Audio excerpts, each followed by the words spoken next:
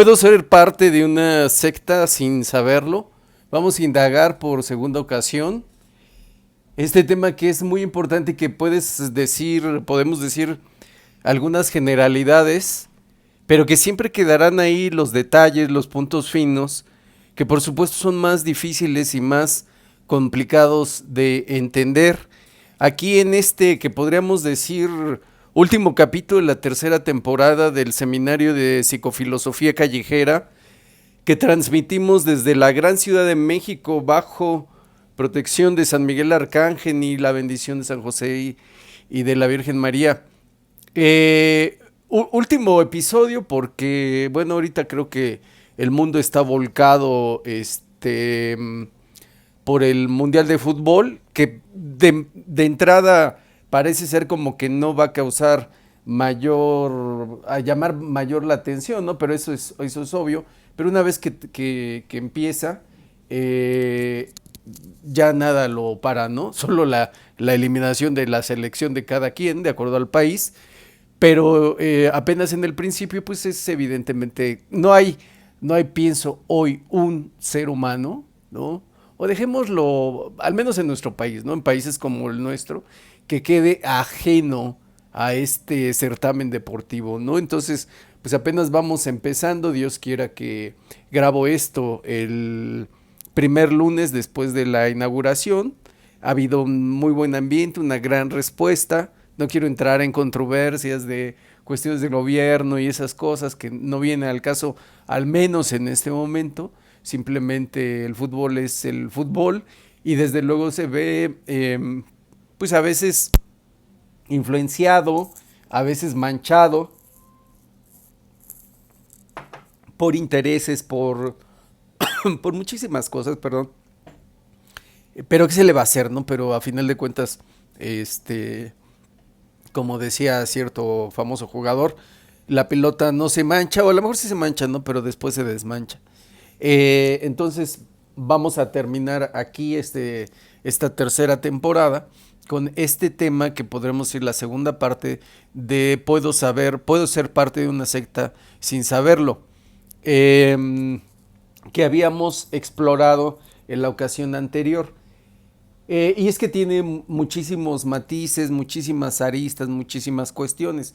He estado hablando en las últimas semanas sobre este grupo que es masón, fundado por masones, pero esto es muy peculiar, porque es un grupo masón fundado por masones con intereses masones dentro de la iglesia. O sea, no lo trajeron de fuera, sino que lo fundaron dentro.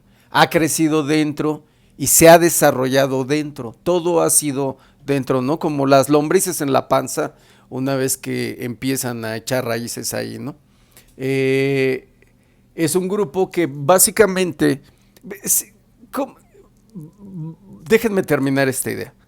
Básicamente lo que pretende es, siguiendo la línea hereje del Vaticano, de Roma, es profanar los altares, empoderar a la gente para que haga cosas que a ellas no les corresponde, ¿no? Cosa que se hace habitualmente entre los protestantes, o sea, es decir, yo me creo sacerdote, yo me creo pastor, yo me creo lo que sea, ¿no? Y entonces, que eso es algo que irrita, está muy claro en las escrituras, que irrita mucho a Dios, ¿no? O sea, los sacerdotes son específicamente, deben tener cierta formación. Cuando el Señor llama a Moisés, ¿por qué lo llama él? Es solo él, ¿no?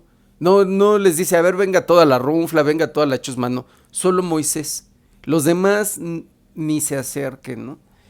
Es lo mismo acá en una misa, el sacerdote tiene, o sea, la cuestión religiosa tiene muchísimo de solemne, que hay que respetar, porque esa es la voluntad de Dios.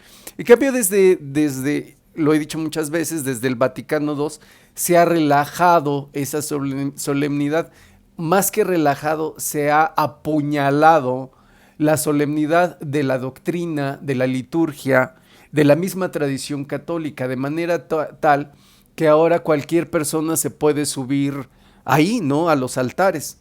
He hablado en varias ocasiones de que prácticamente los sacerdotes se suben ahí algunas morras, ¿no? Con las que están coqueteando durante los momentos, incluso durante los momentos más sagrados de la liturgia. Entonces, este grupo básicamente tiene esa misión eh, con auspicio de la propia iglesia. O sea, dejarles que repartan la Eucaristía, la ceniza, se suben muy orondes, muy orondos, muy ufanos a hacer las lecturas, creyéndose ellos virtuosos y santos. Las señoras están desatadas, sobre todo. O sea, las ñoras, las doñas, se suben con una...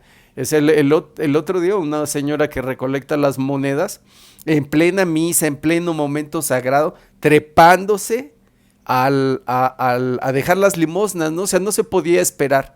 Pero además lo hacen con una cara que tú les ves su soberbia, su orgullo, algo completamente anticristiano. O sea, no va,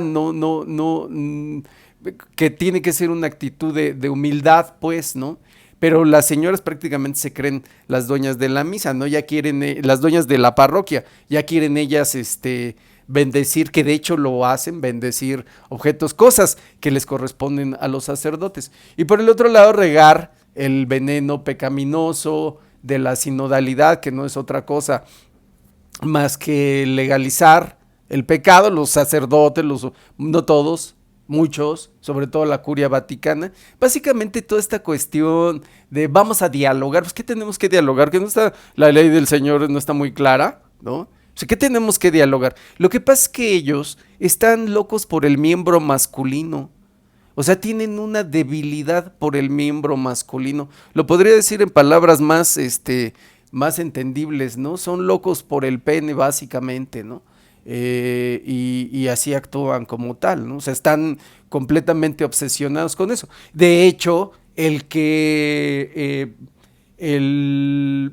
así se llama, ¿no? Dicasterio, que es así como una secretaría, como un ministerio de la doctrina de la fe, es un tipo bergogliano, gente del Papa, Tucho Fernández, no me acuerdo cuál es el nombre, pero le dicen Tucho, es un tipo completamente, o sea, vale la pena para iniciar la cuarta temporada, si Dios nos da vida, nos da licencia, hablar sobre las enfermedades venéreas, las enfermedades de transmisión sexual, incluso algunas de ellas que los llevan a perder la vida entre los clérigos, entre los sacerdotes. No es un tema menor, pocos lugares, pocos países, Estados Unidos, la prensa en Estados Unidos, es un tema al que ciertos sectores le dan hay un reportaje por ahí en un periódico de Kansas City, me parece que es el Kansas City Star, el que habla sobre, o sea, es más, ellos dicen que la posibilidad de morir de VIH, o sea, de SIDA ya, es entre los sacerdotes de 20-30% más. O sea, las estadísticas son rotundamente mayores entre los sacerdotes, que hay un momento dado en el que pues no es tan fácil que ellos pidan, en el que ellos se sometan a un tratamiento médico. Clérigos, sacerdotes que mueren por esas causas, no es una cosa menor, ¿no? Vemos que también lo he explicado, es habitual entre la masonería, entre las sectas, esta cuestión sobre todo lo que viene pues de la masonería, pero no es lo único, ¿no? El cabalismo, el esoterismo, están llenos de esas cosas, o sea, llenos de símbolos, de significados. En un momento llega a ser absurdo. O sea, porque insisto, ¿no? Por ejemplo, ese triángulo, este es el logotipo de la escuela de pastoral, que una vez que lo inviertes, bueno, pues ya afloran, pues todo es ahí, asquerosidad, burda, simbología demoníaca, ¿no? Entre esos, ese triángulo amarillo, remarcado en amarillo, es el espíritu de Lucifer, pretendiendo suprimir el sacrificio de nuestro Señor a través de la sagrada, de la sacratísima Eucaristía, de la misa, pues, en los altares, en el altar, el sacrificio el sacrificio cruento por el perdón de nuestros pecados, a través de las especies del pan y el vino. En realidad, diciéndolo de una forma muy simple, muy directa, toda la cuestión católica se enfoca, así como todos los caminos se dirigen a Roma, se encaminan a Roma. Toda la cuestión de la doctrina católica, de la religión, de la única religión de nuestro Señor Jesucristo, dirige, termina, tiene su sentido, su causa, su principio en la Eucaristía. O sea, eso es todo. Así dicho simplemente. De todo entre comillas, porque son muchísimas cosas. Ese es el punto. O sea, no puede haber cristianismo sin religión. No puede haber Eucaristía sin catolicismo. No se puede. Ayer en la misa en la Catedral Metropolitana de la Ciudad de México, el sacerdote, un excelentísimo no sé qué cosa, Monseñor algo, hablaba, ¿no? Dice, bueno, dejemos la religión, ¿no? El cristiano, o sea, en este rollo del que nos lleva al ecumenismo, que esa es la otra serpiente, la otra serpiente del Vaticano, ¿no? Una es su sinodalidad y la otra es el ecumenismo, ¿no? Que todo es lo mismo, pero es que no es así. O sea, sin Eucaristía no hay religión, sin Eucaristía no hay salvación. Hay, Esto genera muchísimas controversias. Si ustedes recogen testimonios de alcohólicos anónimos, ahí se ha salvado de su alcoholismo, del alcoholismo, muchísima gente. Eso no lo podemos negar. Gente que llega viviendo un infierno con la adicción al alcohol, ahí encuentra la salvación física. Pero hay muchas cuestiones, o sea, volvemos a la pregunta, ¿cómo puedo saber que pertenezco a una secta? No puedo entrar a una secta, puedo pertenecer a estar en una secta sin saberlo. Sí, es muy fácil. Estar en una secta es absolutamente fácil. Vamos a dar algunas pistas. Aquí inmediatamente vemos la simbología. El triángulo, vean, o sea, siempre es esa cuestión, porque a la Santísima Trinidad, Dios Padre, Dios Hijo, Dios Espíritu Santo, el demonio responde con su satanísima Trinidad, que no hay solo una, son muchas cosas. O sea, de repente llega a ser completamente estúpido, ¿no? Porque como les decía, pues ¿qué les digo? Una letra, ¿no? O un símbolo puede significar libertad, conocimiento, pureza, templanza, pero también fertilidad, ¿no? Naturaleza, o sea, una cosa puede ser, cuando significa muchas cosas, ¿en qué caemos? En la ambigüedad y en el relativismo. O sea, un popote puede significar 5,000 cosas.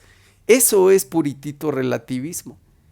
Hablábamos la vez pasada del sincretismo. Bueno, cuando eres sincrético, estás en una corriente que se embadurna en el sincretismo. Eso es demoníaco.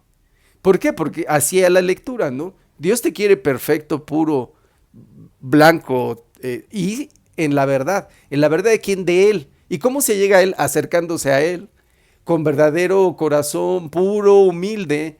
¿Puedes conocer la verdad lejos de Jesús? No, no lo vas a conseguir nunca, jamás. ¿Quién puede caer en esas sectas? Quien está lejos de Dios o quien no se acerca verdaderamente para pedir esa luz, esa verdad, ¿no? Quien no lees las escrituras. Bueno, si estás en la escuela de pastoral y no has leído Deuteronomio, o sea, por eso digo, bueno, ¿y qué rayos estudian, no? O sea, ¿qué tantos años estudian si no has estudiado toda la debacle de la iglesia en los 50, en los 60 y en los 70? Si no sabes que dos papas, al menos dos que sabemos completamente, bueno, dos para empezar, ¿no? Juan 23, Angelo Roncalli y Pablito VI, que también nos falta nuestro especial de Pablito VI, Gian Battista Montini, pues eran masones, ¿no? Masones, jefes de los Illuminati de Baviera. O sea, no era el Vaticano controlando la orden de los Illuminati, eran los Illuminati controlando el Vaticano, ¿no? Entonces hay muchas pistas de cómo te puedes dar cuenta. AA significa en el argot masónico eh, aprendiz aceptado. Hay muchísimas, pero ese aprendiz admitido. Rito masónico templario. Diccionario de abreviaturas masónicas. AA, arbusto ardiente, aprendiz admitido. Entonces, siempre que veamos un triángulo, siempre que veamos estas cuestiones de la simbología, no caigan cándidamente, ¿no? Así como, no sé, ¿no? Como el perrito en su cojín mullido. No, no, o sea, se necesita. Dios te quiere inteligente. Es mentira esa cuestión de que la iglesia te quiere tonto. No. La, en verdad, una de las cuestiones que más se le reprocha a la iglesia es que coarta tu libertad, que te quiere ignorante. Pero esas son patrañas del demonio. En realidad es todo lo contrario. Dios te quiere muy inteligente y para eso hay que estudiarle mucho, hay que rezarle mucho, hay que procurarle mucho, etcétera. Y la otra cosa es que lejos de Dios, fuera de Dios, no puedes ser libre. Que eso es lo que los satánicos masones le reprochan a Cristo, ¿no? O sea, más o menos es así. Es que Él nos reprime nuestra sexualidad. Él los reprime, o sea, porque, por ejemplo, los pecados capitales, los principales pecados, te llevan a tener un control respecto a la sexualidad, respecto a la búsqueda de riquezas, respecto al placer en general, etcétera. Y entonces, si tú te vas de Dios, si tú le das la espalda a Jesucristo, tú puedes pensar que vas a ir en busca de la libertad, pero no es cierto. En realidad es el engaño del demonio. Primero, no hay tal conocimiento, terminas siendo engañado. Contaba la vez pasada, ¿no? De cómo al final encuentran ellos cuando se dedican en cuerpo y alma, se entregan a sus entidades, a su magia, a sus entidades demoníacas, que les son reveladas. Pero son revelados que son mentiras. ¿Por qué es muy importante para el demonio establecer vínculos oficiales, concretos? Porque te estás condenando oficialmente. Aquel que tiene un vínculo de esa manera, tan estrecho, tan sólido, tan tácito, ¿no? Está condenado. ¿Quién crees que va a ir por ti cuando mueras? Satanás y sus secuaces. Y además de todo, él te dará más poder para que te lleves entre las patas a otras almas. Y cuando tú, trabajando para él, o sea, él te controla. No caigamos en esa tontería de que es el ser humano el que controla a las entidades demoníacas. Eso es una tontería. Es el demonio el que te controla para echarle brujería al vecino, para ponerle en las llantas de su coche toda tu basura demoníaca, para despertar envidias, egoísmos sobre el vecino, sobre el familiar, aunque no estés consagrado oficialmente, sobre el compañero de trabajo, sobre la expareja. El caso de los amarres entre exparejas es, en verdad, una pandemia. De gente así que tú dices, oye, pero esa persona no puede ser capaz. O sea, yo he conocido, no entremos en detalles, he conocido a muchas personas, oye, súper chidas, incluso hombres y mujeres, oye, buenísima onda, que han ido, ¿no? A ponerles amarres a sus parejas. Entonces es el demonio el que te manipula con o sin un vínculo de consagración específica, tácita, concreta. No se necesita eso, ¿eh? O sea, tú en cuanto tú rechazas a nuestro Señor Jesucristo, pero en la doctrina pura, en la verdad, en la liturgia tradicional y no la empiezas a embarrar de sincretismo, de sinodalidad, de ecumenismo, O sea, cuando tú le das la espalda, que se lo puedes dar de muchísimas formas, tú te estás inscribiendo, tú estás sacando tu membresía para formar parte de las filas del maligno, ¿no? Entonces, vean este segundo paso que tienen es tan fácil, ¿no? Pero cuando uno está adentro no lo ves tan fácil. Paso 2, es el paso 2 de Alcohólicos Anónimos. Llegamos a creer que un poder superior a nosotros mismos podría devolvernos el sano juicio. El segundo paso trata de creer que hay algo más grande que nosotros. Un grupo, una idea o cualquier concepto que nos dé esperanza, que puede darnos la fuerza que nos falta para cambiar. Suena muy lindo. Son muy bellos en sus conceptos. Pero no hay una idea más relativista. O sea, te dicen un ser supremo, pero no te dicen quién.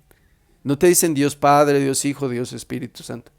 No podemos relativizar a Dios, como les decía la vez pasada. Bueno, es que nuestro Señor no es migajero, que se pueda conformar con cualquier cosa. Y mucho menos que lo andes confundiendo con Alá o con la Madre Tierra, ¿no? Que lo andes buscando en el Temazcal, o que lo andes buscando en el amanecer, ¿no? O que lo andes buscando en las Tonatzin, en la Pachamama, en tus asquerosidades satanistas. No te dice aquí, o sea, un ser supremo, según me han dicho los propios, puede ser tu taza, ¿no? Tu taza de café, o quien tú quieras. O sea, fíjense cómo nada más la astucia del demonio, pero la gran estupidez del ser humano. O sea, sí, estás reconociendo que hay un ser supremo, porque evidentemente todos, hechos por nuestro Señor, todos sentimos que hay algo más que nosotros, hay algo mayor que nosotros. Eso se siente, cerrando los ojos, incluso practicando meditación, yoga. Pues te das cuenta que esas prácticas son en realidad, no están exentas de lo espiritual. Por el contrario, te encaminan hacia lo espiritual a través de la relajación, pero ya ahí te topas con pared. Es lo que tú crees, bueno, perdón, te topas con pared en el sentido de que no sigues más allá, pero al hacer estas representaciones, estas formas un tanto caprichosas, estás invocando a las deidades hinduistas, entre otras cosas. En el Reiki, en la yoga, esta invocación de la serpiente Kundalini es el demonio, por supuesto, que te causa o sea, convulsiones. Pero la gente es que hay una cuestión. El ser humano, aparte de todo, es estúpido, ¿no? Tiene una gran debilidad por el demonio, por la cosa sucia, la cosa puerca. Este paso 2 es relativizar a Dios. O sea, acepto qué, pero no acepto quién, ¿no? Más o menos. No te reconozco. Entonces, en estos pactos que hacen ellos, se tiende, se les abre, y hablan, ¿no? De abrir portales. Evidentemente, el demonio tendrá en su cuestión esotérica muchísimas cosas que ofrecerles a estas mentes obtusas, ya ensombrecidas por la propia acción del demonio, que además los empodera y que les va dando esas probaditas de manera tal que ellos los va empoderando, que ellos se sienten con esos poderes especiales, ¿no? En YouTube está lleno de esos chavos, ¿no? Y que se ponen ese tipo de nombres y cuando alguien les dice, no, es que o sea, les reconoce que tienen poderes, ellos hacen una cara de orgullo, de satisfacción, la misma cara que hacen las señoras cuando se suben a leer la liturgia de la palabra en las misas. O sea, una soberbia, o sea, sonríen de una forma, con una satisfacción. De manera que el demonio te va ensombreciendo la razón. O sea, tú te crees todas esas patrañas de las energías, una cuestión ambigua y relativista, que pueden significar cualquier cosa, ¿no? La cuestión del Reiki, la cuestión de tantísimas, pues está lleno, está infestado. Símbolos, ritos, deidades satánicas que ellos llaman dioses, etcétera. Cuando tú te vas metiendo, te vas enlodando en lo satánico, entonces Dios, respetando tu libre albedrío, es como si te fuera, como si la ola te fuera metiendo, te fuera tragando poco a poco. Como una ola en el mar que te va tragando poco a poco. Más o menos es así. Y te va llevando a mar adentro, ¿no? Hacia donde te va llevando el demonio en la trampa que te ha puesto. Y te va haciendo creer que tú tienes poderes. Y te va haciendo creer que tú esto y tú. Les da incluso cosas, no, bueno, pues en mi video tuvo 1,000,000 de reproducciones. Los compra de una manera muy fácil. Así, simple y sencillamente. Termina siendo su esclavo. Aquí es esta ilustración, uno de los famosos, de los célebres cuadros del Bosco, que pueden encontrar ustedes en el Museo del Prado en Madrid. No me voy, es simplemente una mera ilustración. Cuando tú te vas alejando de Dios, cuando ya no te importa la verdad, porque Dios es Jesucristo, es la palabra, el verbo encarnado, la luz, la ley nos fue dada por medio de Moisés, la verdad a través de Jesucristo. Vino a su pueblo, pero su pueblo no lo admitió, no lo escuchó. Su pueblo, el pueblo, llamémosle de una manera genérica, el pueblo judío, genérica, porque judíos solo eran unos. Bueno, lo que va pasando es que te vas convirtiendo en su esclavo. Lo que buscabas de libertad, fraternidad, es el lema de los masones es el mismo que el de la República Francesa: libertad, fraternidad, igualdad, fraternidad, libertad, ¿no? Liberté, fraternité, égalité, ¿no? Lo que ocurre es que terminas siendo esclavo y serás esclavo para siempre. Cuando tú entras a Alcohólicos Anónimos, te venden la idea de que el alcoholismo es una enfermedad incurable. Lo escuchamos incluso hasta en los comerciales. Miren, no es cierto. Esa es una patraña de Alcohólicos Anónimos y es una patraña de la psicología. El alcoholismo no es una enfermedad incurable. Porque eso sería tanto como reconocer que Dios no es omnipotente.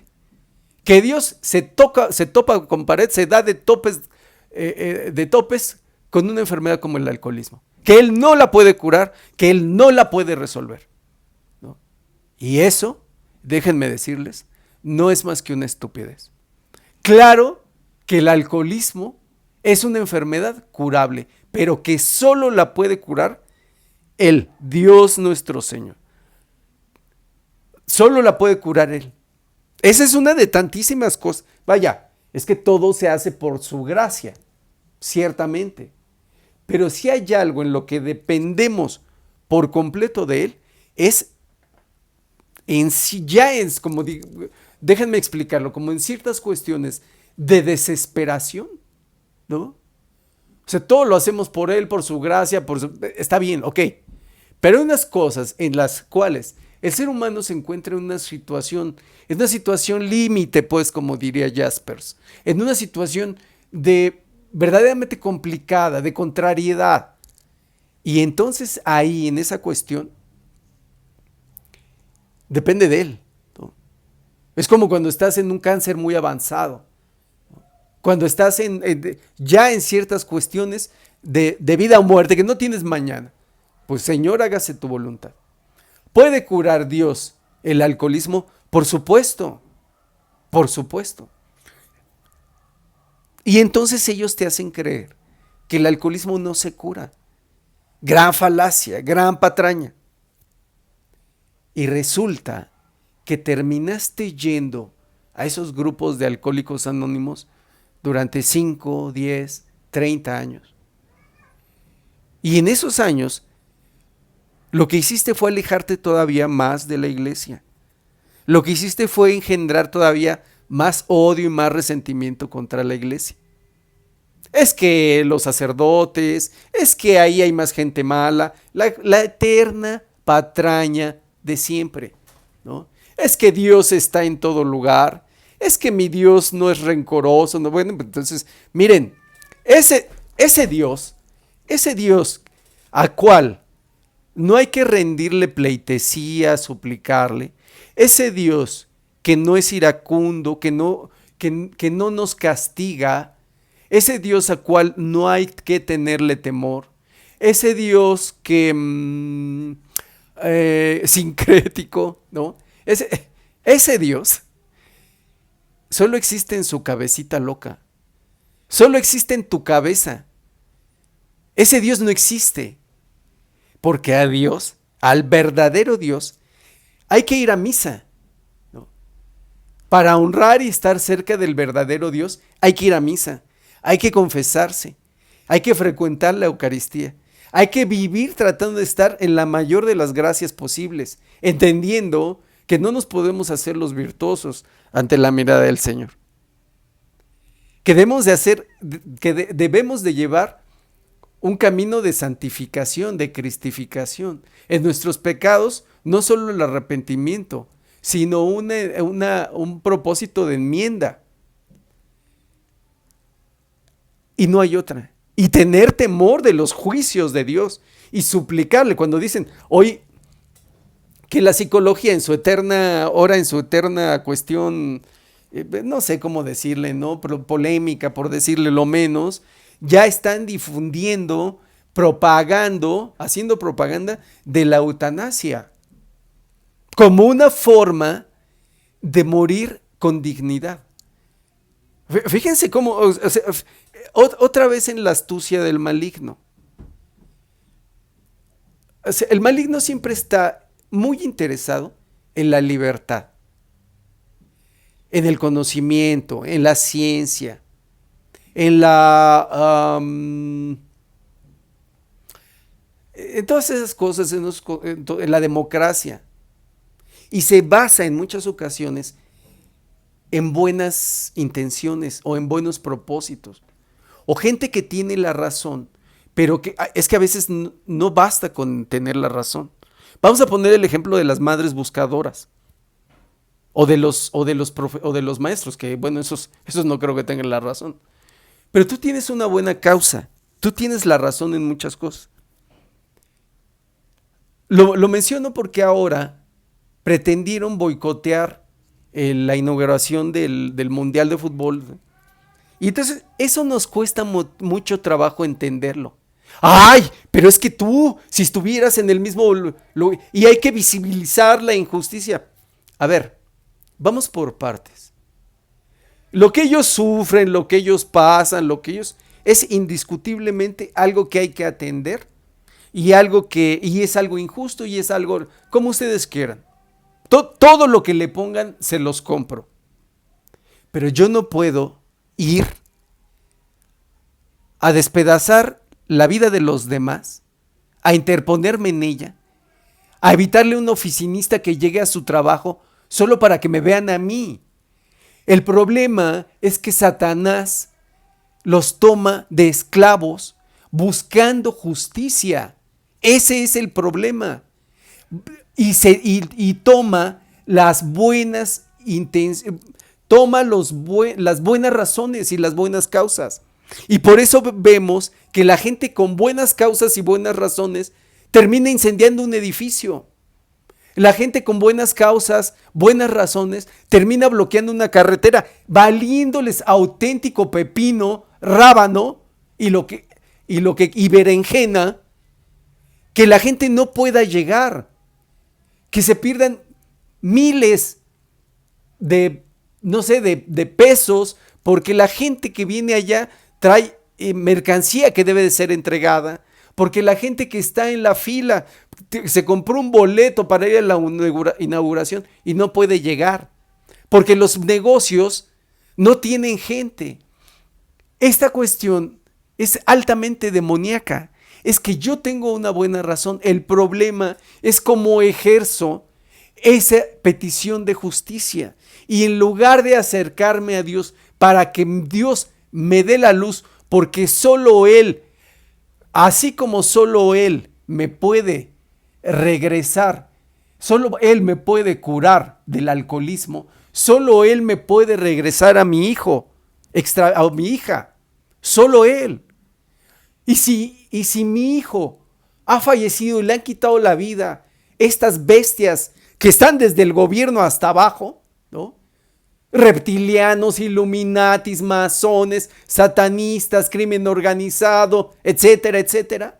Esas bestias demoníacas que controlan al mundo y de los cuales se ha hablado largo y tendido en estas temporadas de este seminario, ¿no? ¿Quién me puede regresar a mi hijo? Ese ministerio público corrupto, que cuando le quitan la vida a una chica, hacen como que hacen y después el caso se queda archivado, como ese caso del que hablé de por allá de la chica que llega a pedir trabajo y a quien se cargan es al muchacho que estaba en la recepción. ¿Quién me puede dar consuelo? ¿Quién me puede dar guía?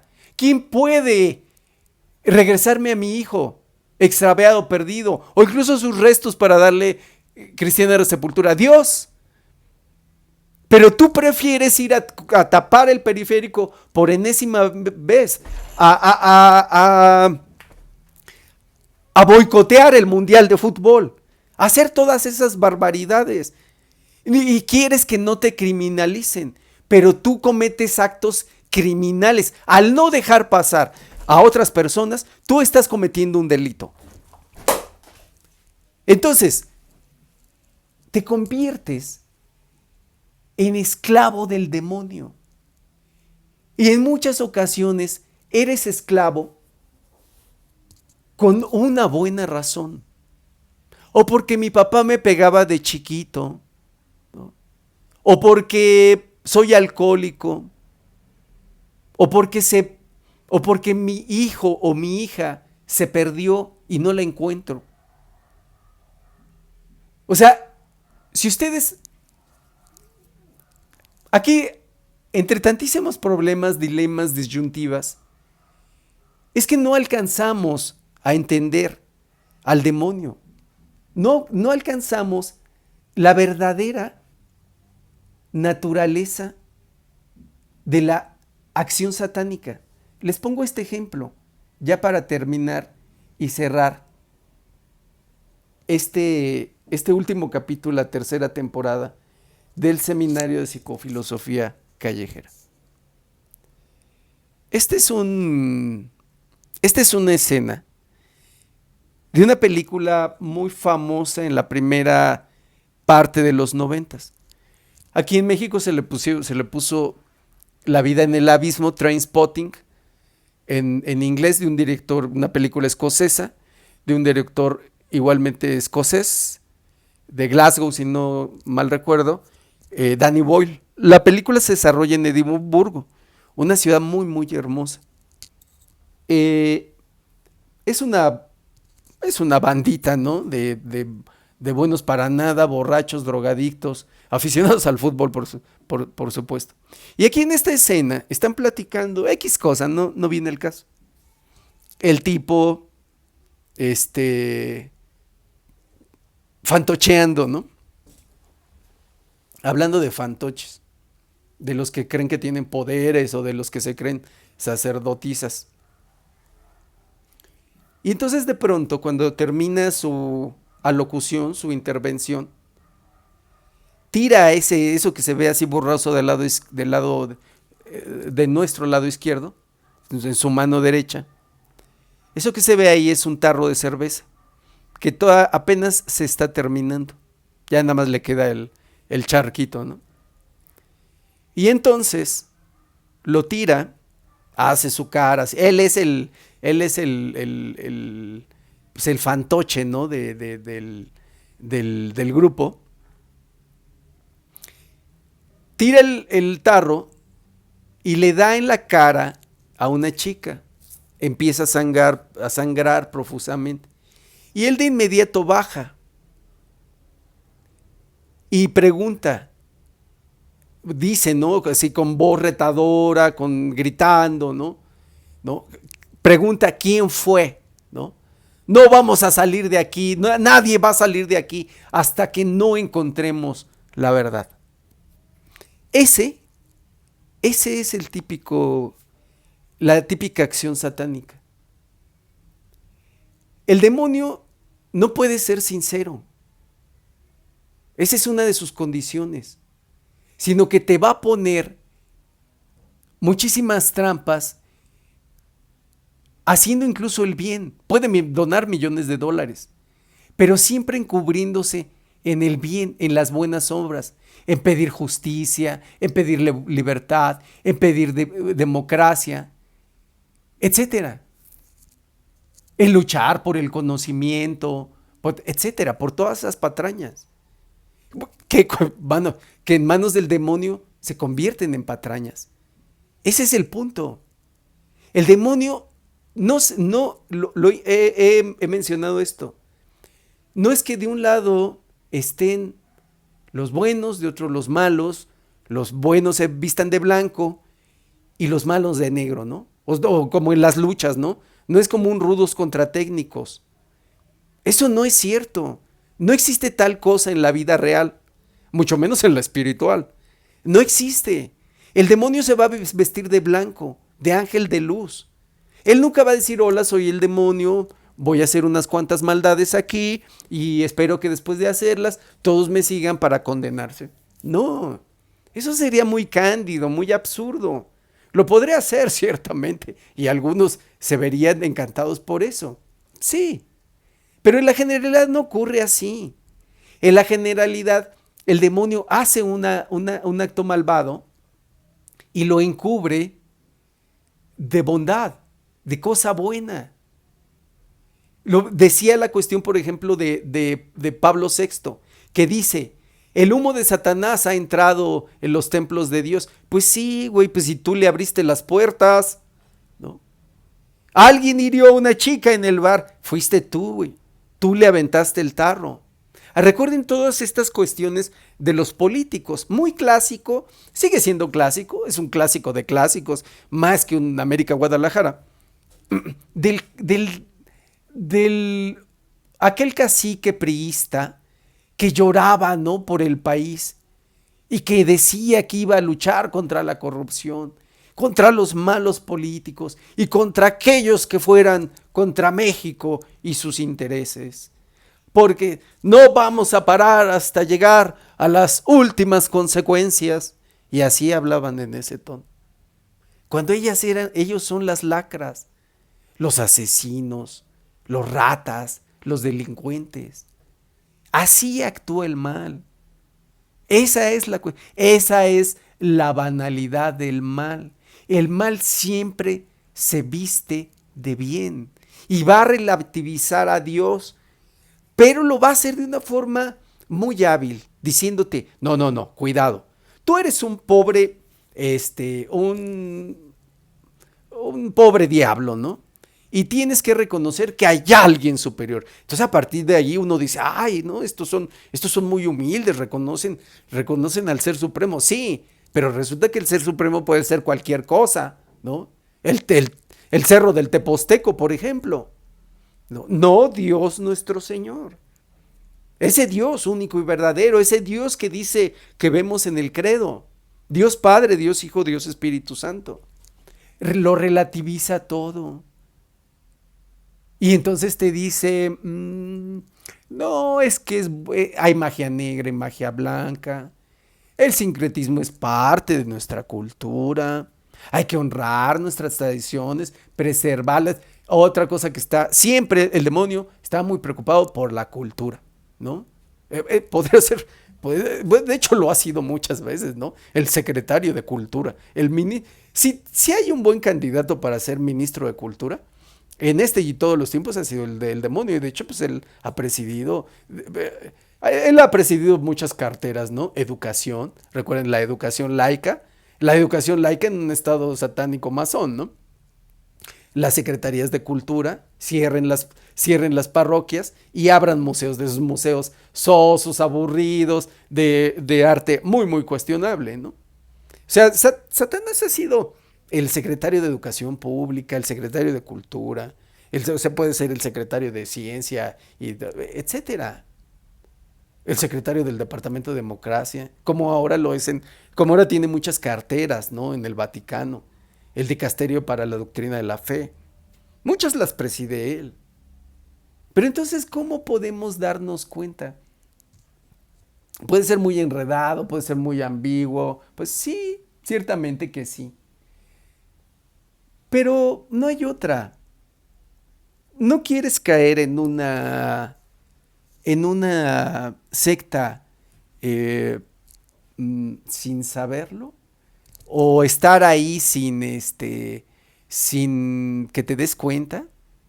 No quieres hacer vínculos con el maligno, no quieres que te pase eso, no quieres tal.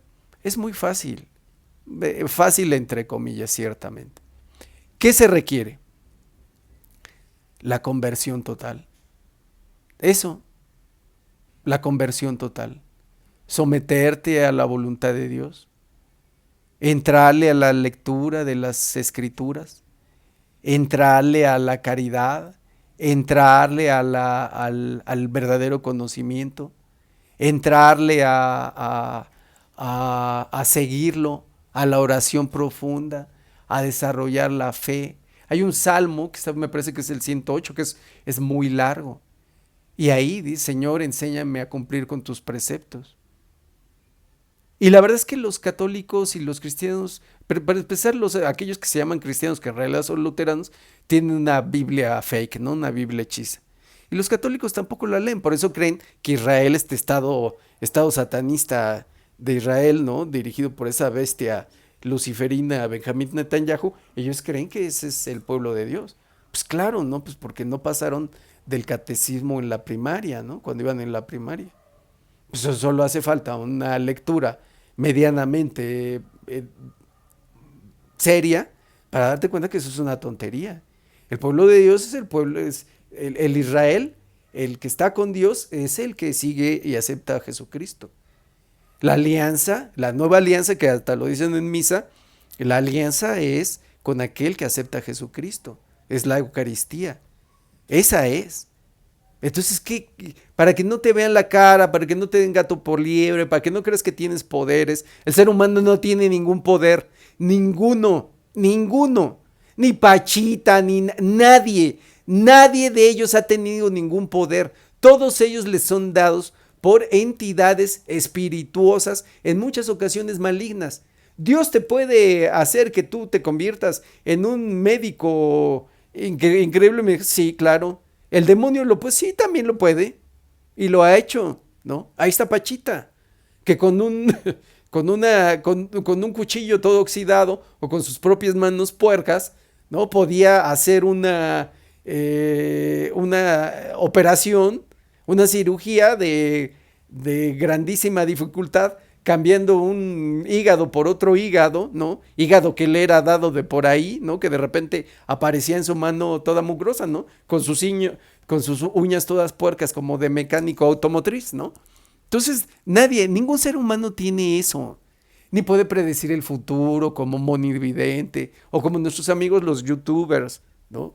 Lo del que se hace llamar esta cosa de la luz y que se ponen estos nombres completamente blasfemos. Nadie lo puede hacer.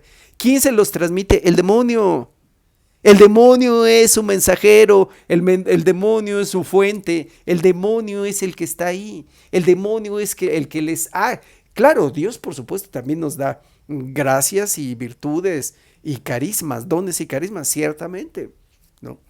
Pero para desarrollarlas y todo hay que seguirlo al pie de la letra, ¿no? ¿Qué se necesita? Inteligencia, pureza de corazón, dedicación. Básicamente lo que se necesita es lo mismo que para ganarse el cielo. Y la mera verdad es que para ganarnos el cielo no hacemos nada. La vida que nos ha sido dada justamente para regresar hacia Dios, para salvarnos, para ganarnos el cielo, la estamos desperdiciando en todas esas tonterías, en toda esa simbología absurda. Ese es el problema. No quieres caer en, bueno, pues, no, pues haz la chamba, pues. Bueno, cuídense mucho, llegamos hasta el final. Vamos a ver el juego de México, Dios quiera que le gane a Corea. Y pues les mando un abrazo, nos vemos cuando esto haya terminado con la nueva temporada de este seminario. Cuídense mucho, gracias por ver y compartir. Hasta la próxima, Dios los bendiga y la Santísima Virgen los cuide y los acompañe. Hasta luego.